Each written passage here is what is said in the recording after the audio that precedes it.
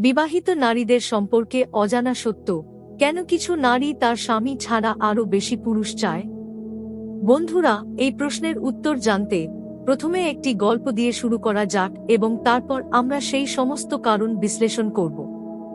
রিমা তার ঘরের নীরবতায় বসেছিল, সিলিং ফ্যানের মৃদু শব্দ ছাড়া আর কোনো আওয়াজ ছিল না। এটি একটি অলস দুপুর। মুকুল অফিসে চলে গেছে এবং শিশুদের স্কুলে পাঠানো হয়েছে। ঘরটি, যা সাধারণত সব সময় জীবনে পূর্ণ থাকে, এখন অবাক করার মতো নীরব ছিল। রিমা সবসময় নিজেকে সন্তুষ্ট ভাবত, একজন ভালো স্বামী, দুইটি সুন্দর সন্তান এবং একে অপরের প্রতি দায়িত্বশীল জীবন ছিল। মুকুল একজন ভালো মানুষ, নির্ভরযোগ্য, দায়িত্বশীল। তিনি কঠোর পরিশ্রম করেন পরিবারকে ভালো রাখার জন্য এবং সব সময় রিমাকে নিরাপদ রাখার চেষ্টা করেন। কিন্তু আজ রিমা যখন একা বসে, তার ভেতরে এক অস্বস্তি তৈরি হয়েছিল। কিছু একটা মিসিং ছিল, কিন্তু সে ঠিক বলতে পারছিল না কি। তার চিন্তা চলে গেল তাদের প্রথম দিনগুলোর দিকে। যখন তারা প্রথম বিয়ে করেছিল, মুকুল তার পৃথিবী ছিল। প্রতিটি স্পর্শ, প্রতিটি দৃষ্টি উত্তেজনায় পূর্ণ ছিল।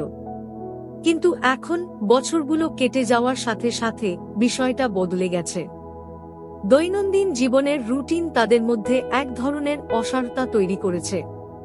তারা একে অপরকে ভালোবাসত, কিন্তু তা যেন শুধুই বন্ধুত্বে পরিণত হয়েছে। রিমা অনেক সময় ভাবত কেন সে এতটা একাকী অনুভব করে। কি কারণে তার মাঝে এই অনুভূতিটি আসে?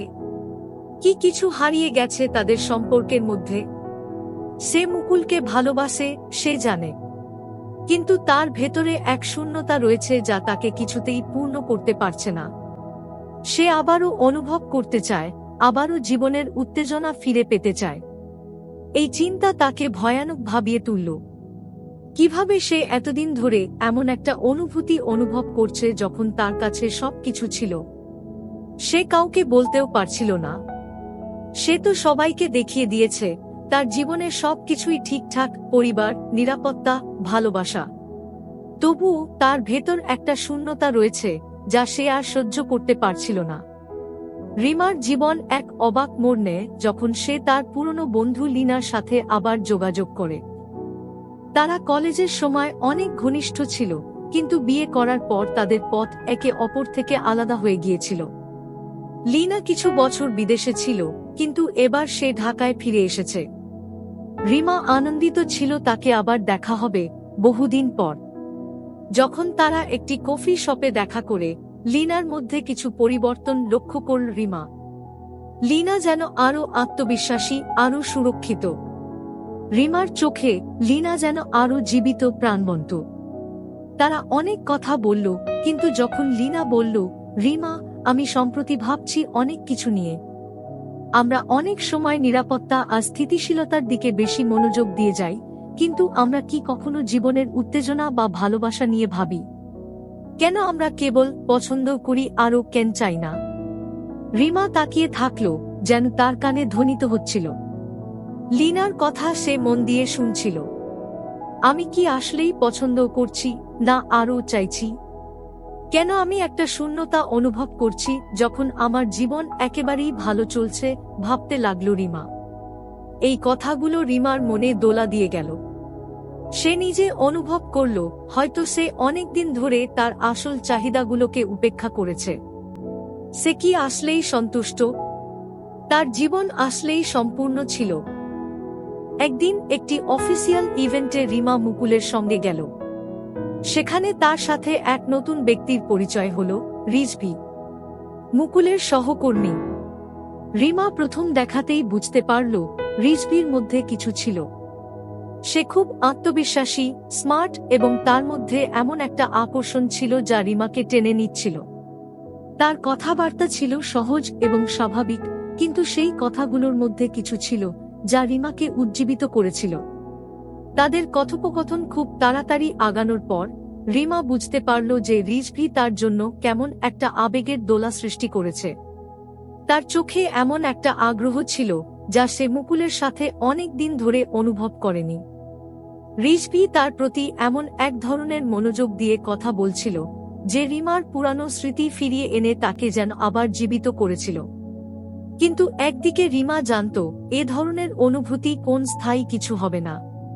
কিন্তু তারপরও রিজভির মধ্যে এমন কিছু ছিল যা তাকে অভ্যস্ত জীবনের বাইরের এক নতুন দিগন্তের দিকে নিয়ে যাচ্ছিল। দিনের পর দিন রিমা রিজভিকে নিয়ে ভাবছিল। সে বারবার নিজেকে প্রশ্ন করছিল, এটা কি ঠিক হচ্ছে? আমি কি মুকুলকে ঠকাচ্ছি? একদিকে সে জানত মুকুলের প্রতি তার দায়িত্ববোধ এবং ভালোবাসা, কিন্তু অন্যদিকে রিজভি তাকে এমন কিছু অনুভূতির মুখোমুখি করছে যা সে বহুদিন ধরে অনুভব করেনি। এখন রিমার মন বিভক্ত ছিল। তার একটি পরিবার ছিল, ভালোবাসার মানুষ ছিল, কিন্তু কেন সে অন্য কিছু খুঁজছে? এ কি তার অসন্তোষের প্রতিফলন? সে যদি নতুন কিছু আবিষ্কার করেই থাকে, তবে কি তার পুরানো সম্পর্ক ক্ষতিগ্রস্ত হবে? এই দ্বন্দ্ব রিমার ভেতরে ক্রমেই বৃদ্ধি পাচ্ছিল। তার অনুভূতিগুলো আরও জটিল হচ্ছিল। কি সে এই নতুন অনুভূতিগুলিকে গুরুত্ব দেবে, নাকি মুকুলের প্রতি তার দায়বদ্ধতা এবং ভালোবাসা অটুট থাকবে? একদিন সন্ধ্যায় রিমা মুকুলের সাথে একান্তে বসে নিজের অনুভূতিগুলো শেয়ার করার সিদ্ধান্ত নেয়। তার মনে হচ্ছিল তাকে আর মুকুলের কাছে সবকিছু লুকানো ঠিক হবে না। তাকে তার মনের অপ্রকাশিত কথাগুলো বলতেই হবে। মুকুল, আমার সঙ্গে একটা কথা আছে, রিমা বলল, তার কণ্ঠে কিছুটা ভয় ছিল। মুকুল অবাক হয়ে তাকালো। কি হয়েছে রিমা? তুমি তো অনেক দিন ধরেই দূরে থাকো। রিমা গভীর শ্বাস নিয়ে বলল, মুকুল, আমি সত্যিই জানি না, কিন্তু আমি কিছু একটা মিস করছি। আমি তোমাকে ভালোবাসি, কিন্তু আমি যেন কিছু একটা হারিয়ে ফেলেছি, কিছু একটা যে আমার ভেতরে নেই। মুকুলের চোখে দুঃখের ছাপ দেখা দিল। রিমা, তুমি কি বুঝতে পারছো? আমি তোমাকে কখনো হারাতে চাই না, কিন্তু আমি যদি জানতাম তাহলে হয়তো আমি কিছু করতে পারতাম। এই কথাগুলো রিমার মনে বেশ ভালো লাগলো। তার চোখে পানি চলে এলো। সে জানত এই মুহূর্তটি তাদের সম্পর্কের নতুন সূচনা হতে পারে।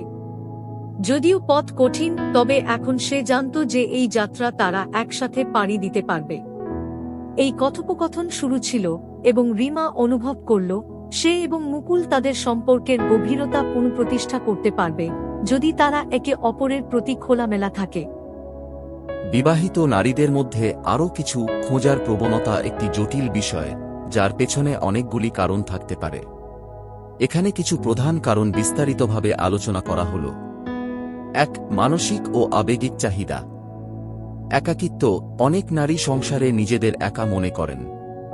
হয়তো স্বামী ও পরিবারের অন্যান্য সদস্যদের সঙ্গে তাদের গভীর আবেগিক সংযোগ তৈরি হয় না।